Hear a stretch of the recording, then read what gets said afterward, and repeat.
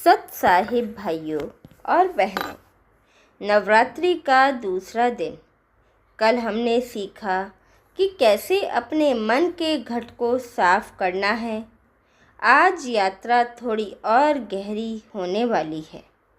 आज का दिन है ब्रह्मचारिणी का। सफ़ेद वस्त्र धारण किए, एक हाथ में जप की माला और दूसरे में कमंडल लिए माँ का यह स्वरूप हमें तपस्या और संयम की याद दिलाता है। पर क्या तपस्या का अर्थ केवल शरीर को कष्ट देना है? क्या माला फेरने मात्र से ईश्वर मिल जाते हैं? काशी के उस फकीर कबीरदास जी के पास इन सवालों के बड़े ही क्रांतिकारी जवाब थे। आज इस दूसरे अध्याय में हम जानेंगे कि कबीर जी की नज़र में ब्रह्मचर्य और तप का क्या अर्थ है। चलिए चलते हैं कबीर जी की उस पाठशाला में जहाँ धर्म किताबों से नहीं, अनुभवों से सीखा जाता है। दूसरे दिन की दोपहर थी। शिष्य का उपवास जारी था। उसने आज अन्न के साथ साथ जल का भी त्याग करने की कोशिश की थी। गला सूख रहा था और मन बार बार भोजन की ओर भाग रहा था। उसने कबीर जी से पूछा, गुरुदेव, माँ ब्रह्मचारिणी ने हजारों वर्षों तक केवल फल और फूल खाकर तपस्या की, फिर बेलपत्र भी त्याग दिए। मैं तो एक दिन भी ठीक से नहीं रह पा रहा। क्या मेरी भक्ति कमज़ोर है? कबीर जी मुस्कुराए और बोले, बच्चा, तू शरीर को तो भूखा रख रहा है, पर तेरा मन पकवानों की गलियों में घूम रहा है। ऐसी तपस्या से क्या हासिल होगा? कबीर जी का यह कालजयी दोहा गूंजता है। माला फेरत जुग भया, फिरा न मन का फेर, कर का मन का डार दे, मन का फेर। कबीर जी समझाते हैं कि हाथ की माला घुमाना आसान है, लेकिन मन की चंचलता को रोकना ही असली ब्रह्मचर्य है। तपस्या वह नहीं जो तुम्हें बीमार कर दे, तपस्या वह है जो तुम्हें तुम्हारे भीतर के विकारों से मुक्त कर दे। माँ ब्रह्मचारिणी का नाम दो शब्दों से बना है, ब्रह्म और चारिणी, यानी वह जो ब्रह्म यानी परम तत्व में आचरण करती है। शिष्य पूछता है, गुरुजी, इस संसार में रहते हुए ब्रह्म में आचरण कैसे संभव है? कबीर जी कहते हैं, जैसे जल में रहकर भी कमल का पत्ता गीला नहीं होता, वैसे ही संसार में रहकर अपनी सुरती यानी चेतना को उस मालिक से जोड़े रखना ही ब्रह्मचर्य है। कबीर जी के अनुसार ब्रह्मचर्य का अर्थ केवल शारीरिक पवित्रता नहीं है। यदि तुम्हारी आँखों में पराया धन देखकर लालच आता है, यदि तुम्हारी जीभ किसी की निंदा करने के लिए फड़कती है, तो तुम्हारा ब्रह्मचर्य खंडित हो चुका है। वे कहते हैं, शील संतोष सदा मन राखे, धर्म दया हिये लावे। आज के दिन की असली पूजा यह है कि हम अपनी ऊर्जा को व्यर्थ के विवादों, सोशल मीडिया की फालतू बहस और दूसरों की कमियां निकालने में नष्ट ना करें। अपनी ऊर्जा को संचित करना और उसे रचनात्मकता में लगाना ही माँ ब्रह्मचारिणी की सच्ची आराधना है। दुनिया समझती है कि भगवान को पाने के लिए जंगलों में जाना होगा या कांटों पर सोना होगा।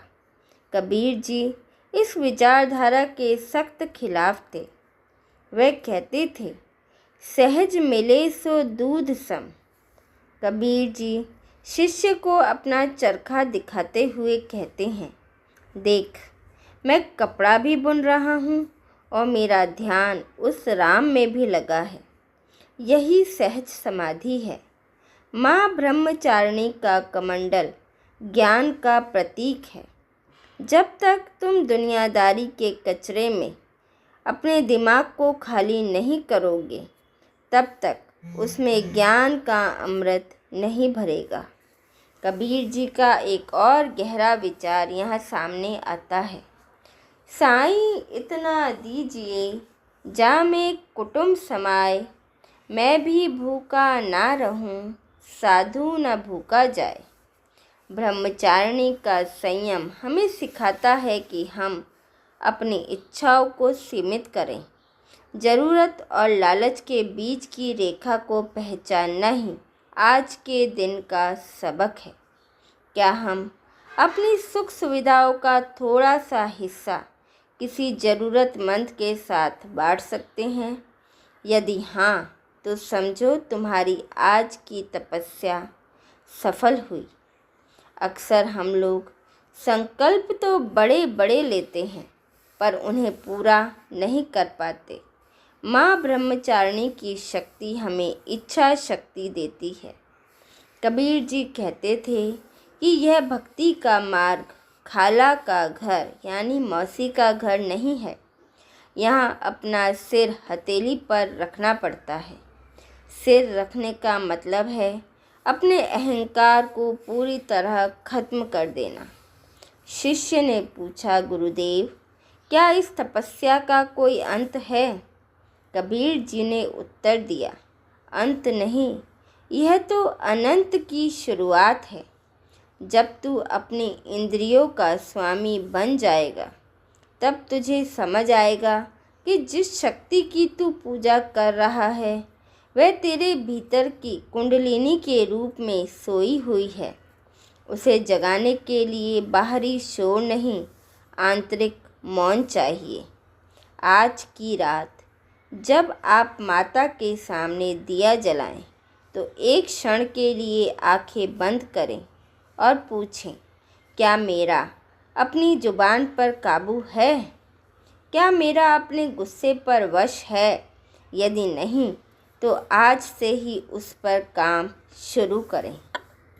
क्या केवल कठिन तपस्या करने से भगवान मिलते हैं? क्या शरीर को कष्ट देना ही सच्चा त्याग है? और क्या भूखा रहना, जंगलों में भटकना या संसार छोड़ देना ही भक्ति का मार्ग है?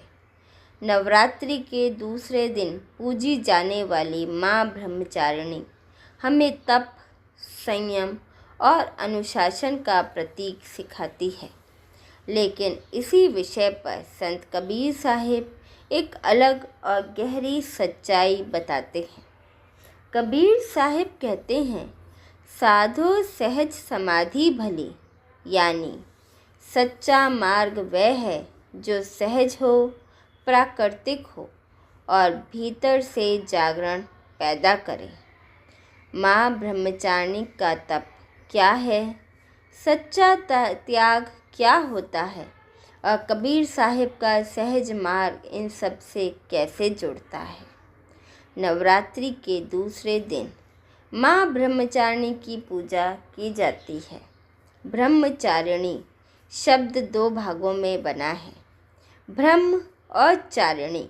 ब्रह्म का अर्थ है परम सत्य परमात्मा और चारिणी का अर्थ है उस मार्ग पर चलने वाली। यानी ब्रह्मचारिणी वह शक्ति है जो परम सत्य की खोज में पूर्ण अनुशासन और तप का जीवन जीती है। पौराणिक कथाओं के अनुसार माँ पार्वती ने भगवान शिव को पाने के लिए हजारों वर्षों तक कठोर तप किया। उन्होंने भोजन त्याग दिया, फिर फल त्याग दिया, फिर केवल पत्तों पर जीवित रहीं और अंत में पत्ते भी छोड़ दिए। यह तपस्या इतनी कठोर थी कि देवताओं तक को आश्चर्य हुआ। इसी तप और संयम के कारण उन्हें ब्रह्मचारिणी कहा गया।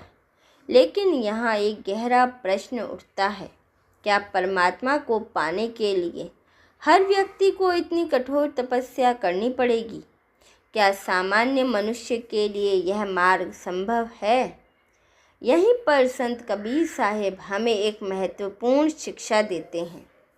कबीर साहिब ने अपने समय में देखा कि बहुत से लोग जंगलों में जाकर तप कर रहे थे। कोई शरीर को कष्ट दे रहा था, कोई भूखा रह रहा था, कोई राख लगाकर घूम रहा था।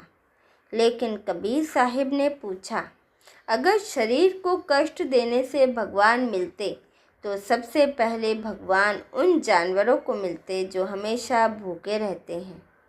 कबीर साहिब का एक प्रसिद्ध दोहा है, माला फेरत जुग भया, फेरा न मन का फेर, कर का मन का छोड़ दे, मन का फेर। इसका अर्थ है कि यदि केवल बाहरी साधनाएं की जाएं और मन ना बदले तो भक्ति अधूरी रह जाती है। सच्चा तप मन का परिवर्तन है।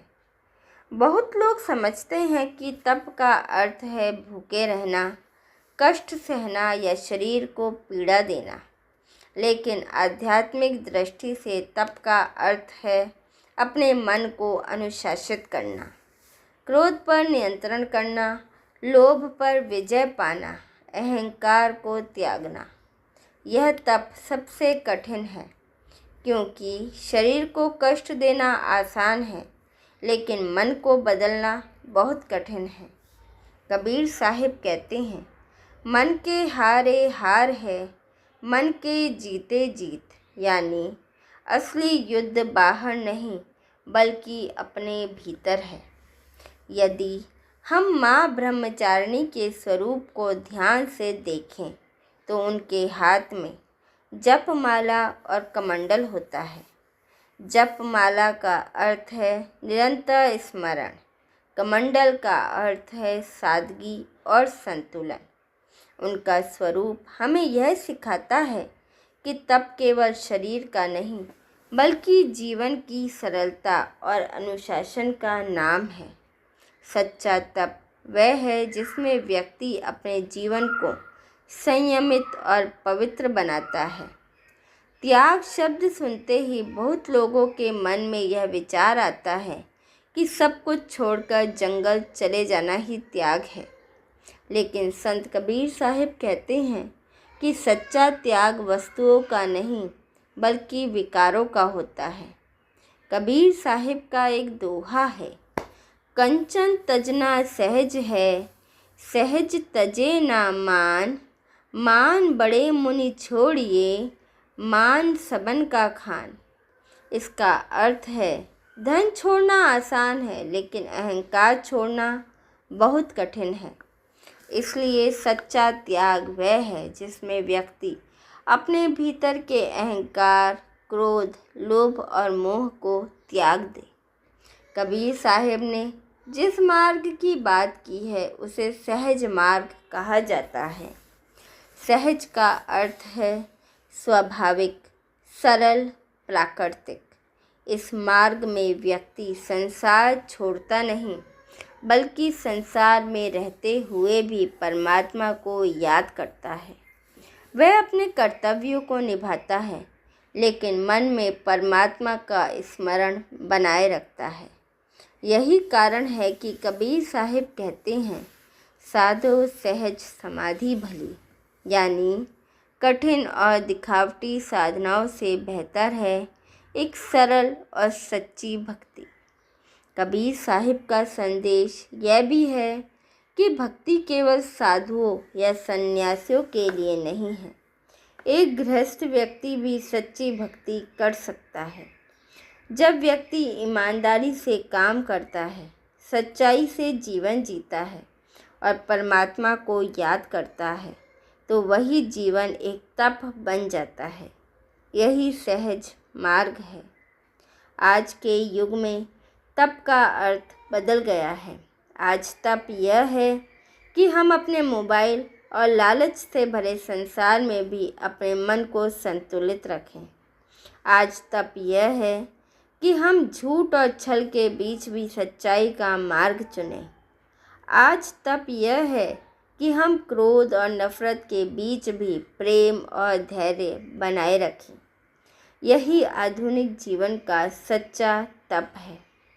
नवरात्रि केवल पूजा और व्रत का त्यौहार नहीं है, यह आत्म परिवर्तन का अवसर है।